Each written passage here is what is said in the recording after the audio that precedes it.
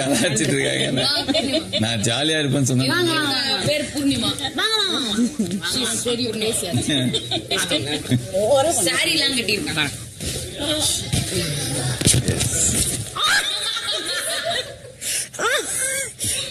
Injury பண்றீங்க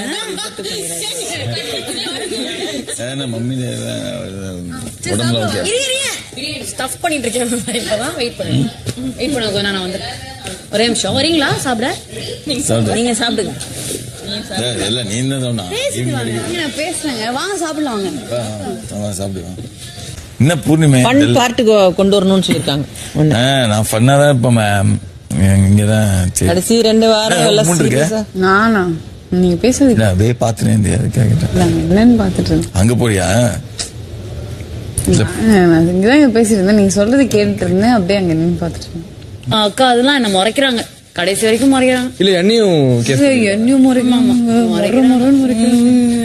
நான் வேற விஷ்ணு ஏதோ சொல்லி விட்டேன் போறப்போ. ஆனா அதான் அவங்களே சொன்னது ஃபீல் தெரிஞ்சதுல. வெளியே இருந்து பார்க்கதான் நீங்க எல்லாம் இப்படி உள்ள என்ன இவ்வளவு நல்லவங்களா இருக்கீங்க எல்லாரும் அப்படின்னு சொல்லி நான் சொன்னேன். இப்ப உனக்கு இப்படி இருக்கும், உங்களை பேச வச்சாங்கல்ல, இப்ப உங்களுக்குள்ள யாரும் உங்களுக்கு பிடிக்கலன்னு சொல்லி தேர்ந்தெடுக்க சொல்லுவாங்க. எல்லாரும் ஒரு காரணம் கொடுங்கன்னு சொன்னா என்ன பண்ணுவீங்க? தேர்ந்தெடுக்கிறீங்க ஓகே.